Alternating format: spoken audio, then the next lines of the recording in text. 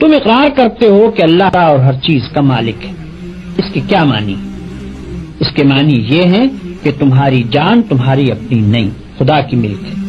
تمہارے ہاتھ اپنے نہیں، تمہاری آنکھیں اور تمہارے کان اور تمہارے جسم کا کوئی عضو تمہارا اپنا نہیں. یہ زمینیں جن کو تم جوتتے ہو، یہ جانور جن سے تم خدمت لیتے ہو، یہ مال اسباب جن سے تم فائدہ اٹھاتے ہو، ان میں سے بھی کوئی چیز تمہاری نہیں.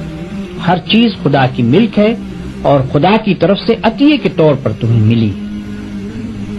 اس بات کا اقرار کرنے کے بعد تمہیں یہ کہنے کا کیا حق ہے کہ جان میری ہے، جسم میرا ہے، مال میرا ہے اور فلاں چیز میری ہے. دوسرے کو مالک کہنا اور پھر اس کی چیز کو اپنی قرار دینا بالکل ایک لغو بات ہے. اگر در حقیقت یہ بات سچے دل سے مانتے ہو کہ ان سب چیزوں کا مالک خدا ہی ہے تو اس سے دو باتیں خود بخود تم پر لازم ہو جاتی ہیں.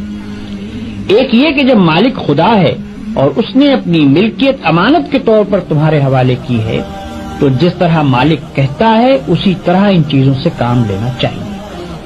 اس کی مرضی کے خلاف ان سے کام لیتے ہو تو دھوکہ بازی کرتے ہو. تم اپنے ان ہاتھوں اور پاؤں کو بھی اس کی پسند کے خلاف ہلانے کا حق نہیں رکھتے. تم ان آنکھوں سے بھی اس کی مرضی کے خلاف دیکھنے کا کام نہیں لے سکتے. تم کو اس پیٹ میں بھی کوئی ایسی چیز ڈالنے کا حق نہیں ہے جو اس کی مرضی کے خلاف ہو. تمہیں ان زمینوں اور ان جائیدادوں پر بھی مالک کے منشا کے خلاف کوئی حق حاصل نہیں ہے. تمہاری بیویاں جن کو تم اپنی کہتے ہو اور تمہاری اولاد جن کو تم اپنی کہتے ہو، یہ بھی صرف اس لیے تمہاری ہیں کہ تمہارے مالک کی دی ہوئی ہے.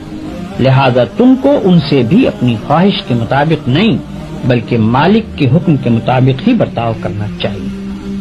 اگر اس کے خلاف کرو گے تو تمہاری حیثیت غاصب کی ہوگی. جس طرح دوسرے کی زمین پر قبضہ کرنے والے کو تم کہتے ہو کہ وہ بے ایمان ہے، اسی طرح اگر خدا کی دی ہوئی چیزوں کو تم اپنا سمجھ کر اپنی مرضی کے مطابق استعمال کرو گے یا خدا کے سوا کسی اور کی مرضی کے مطابق ان سے کام لو گے تو وہی بے ایمانی کا الزام تم پر بھی آئے گا. اگر مالک کی مرضی کے مطابق کام کرنے میں کوئی نقصان ہوتا ہے تو ہوا کرے.